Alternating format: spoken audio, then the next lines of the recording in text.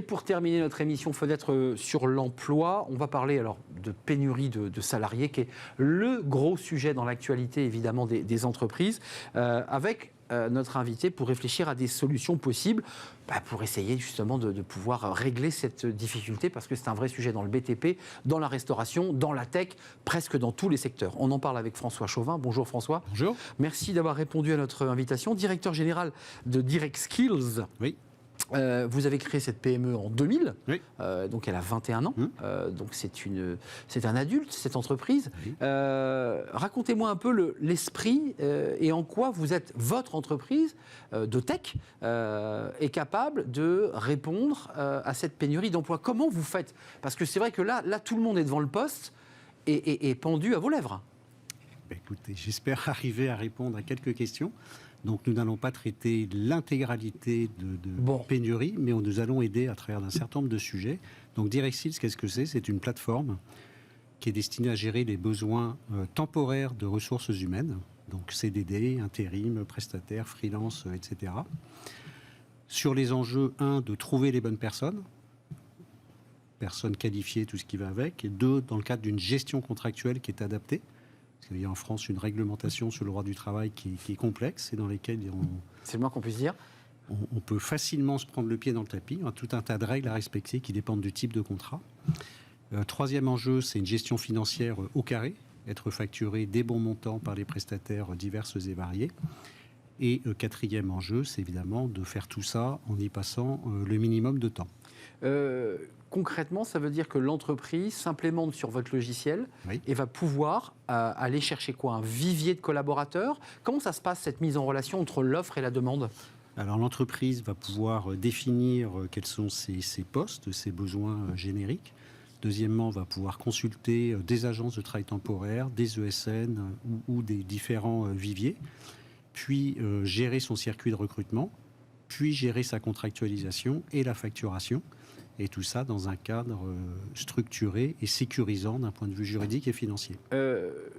Question importante, c'est le vivier de postes. Oui.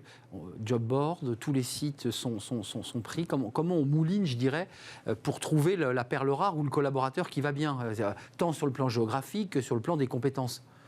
Alors, il y a plein de choses diverses et variées, et il n'y en a pas une seule à mettre en œuvre. Nous, on insiste sur un point particulier, c'est le vivier de talent au sens des personnes qui ont déjà travaillé pour l'entreprise. D'accord. Beaucoup d'entreprises travaillent beaucoup de CDD, d'intérimaires, de prestataires, de freelance, et dans beaucoup de cas, oublient toutes les informations correspondantes à ces personnes qui ont travaillé pour elles. Et donc, l'idée, c'est de dire, vous avez un CDD qui a travaillé chez vous, un intérimaire, un prestataire, vous le connaissez, il vous connaît, vous avez eu la capacité de savoir comment il travaillait.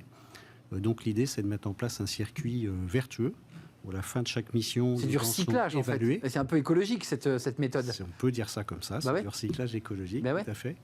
Et consistant à dire finalement au fur et à mesure d'enrichir ce vivier avec les gens qui passent par chez vous et face à un besoin qui est souvent urgent. L'idée, il est dans le vivier, donc on va le trouver plus facilement. Deuxièmement, il n'y a pas à faire tout un circuit de recrutement et de qualification. Mais oui. Troisièmement, puisqu'on connaît la personne, on va prendre beaucoup moins de risques en matière de sécurité, de formation. Elle connaît l'entreprise, donc elle connaît les règles qui ont été fixées par l'entreprise, et elle a les peintures de guerre de la boîte, comme on dit, pour parler cash. Vous avez fait une étude avec OpinionWay, et il ressort des chiffres, évidemment, qui correspondent à ce qu'on entend dans l'actualité. 60% souffrent des entreprises, évidemment, de difficultés de recrutement. 56% des entreprises ont actuellement des difficultés pour recruter, et d'ailleurs prévoient ces difficultés dans les mois à venir. C'est-à-dire que ce n'est pas un sujet qui va s'arrêter demain. Et il y en a 75% qui expliquent que c'est le manque de profils qualifiés. Ce que vous nous dites en plateau, là, ce qui est très intéressant, c'est que, au-delà de faire se rencontrer une offre et une demande, c'est que vous récupérez ces anciens et vous essayez de les remettre dans le circuit. Rien ne se perd, tout se transforme. C'est un peu ça l'idée. C'est un peu ça, voire exactement ça, tout à fait. Et donc ça veut dire que le collaborateur va être recontacté, celui qui est passé par l'entreprise. Qui l'appelle? Est-ce que c'est vous qui gérez cette mission ou c'est l'entreprise en direct?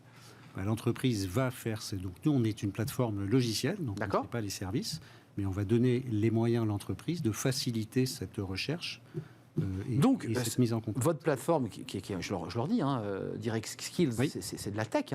Oui. C'est aller chercher aussi la fiche de ce monsieur, de son téléphone, pour accompagner l'entreprise. On est bien d'accord? C'est tout à fait ça. Et également, et tout son historique et les compétences qu'on a pu voir. Et tout ceci est beaucoup plus riche que tous les job boards qui sont très très bien, les ATS, mais qui fonctionnent sur des algorithmes qui ne sont pas. Donc typiquement, c'est pas parce qu'un maçon a 15 fois maçon sur son CV qu'il va être meilleur maçon qu'un qui s'est marqué qu'une seule fois. C'est vrai. Et en plus, est-ce qu'il va être vraiment adapté à tel job en particulier qu'il y a à faire? C'est encore moins sûr. Donc, en fait, c'est un mélange de tout ça qu'il y a à faire et c'est pas simple. Ça ne marche pas à tous les coups. Avant de se quitter, c'est évident que certains collaborateurs qui ont quitté l'entreprise, qui vont être recontactés par l'entreprise, vont dire écoutez, depuis je suis marié, j'habite à 800 km. Mais vous le récupérez dans un fichier, je dirais, client, vous exploitez cette donnée? On exploite, c'est-à-dire chaque client gère ses données à lui, et nous, on lui fournit les outils pour les gérer correctement, oui. Donc effectivement, c'est une solution, oui. Une des solutions, un des outils pour lutter contre cette pénurie. On dit qu'il y aurait 500 000, 600 000, je ne sais pas si vous avez un chiffre, vous qui travaillez dans le secteur, il y a combien d'emplois à pourvoir? On parle de 7 ou 800 000 emplois non pourvus, après ça dépend des chiffres et des sources, mais c'est beaucoup. Oui. Donc c'est assez évolutif, 700 à 800 000 emplois. Oui. Merci François Chauvin d'être venu nous rendre visite, directeur général de Direct Skills, qui est une PME créée en 2000, qui répond, qui répond à vos besoins, vous qui êtes chef d'entreprise et qui galérez pour recruter. Voilà, c'est la fin de notre émission. Merci de l'avoir suivi, évidemment. Merci pour votre fidélité et tous les messages que vous nous adressez sur les réseaux sociaux. Merci à toute l'équipe, évidemment. Merci à Kenny Dellenbach pour la réalisation. Merci à Amanda pour le son et merci à Fanny Griesmer et Margot Ruot qui m'accompagnent dans cette belle aventure qui est Smart Job. Je serai là demain, évidemment. D'ici là, portez-vous bien, puis restez fidèles à tous nos programmes. Bye bye.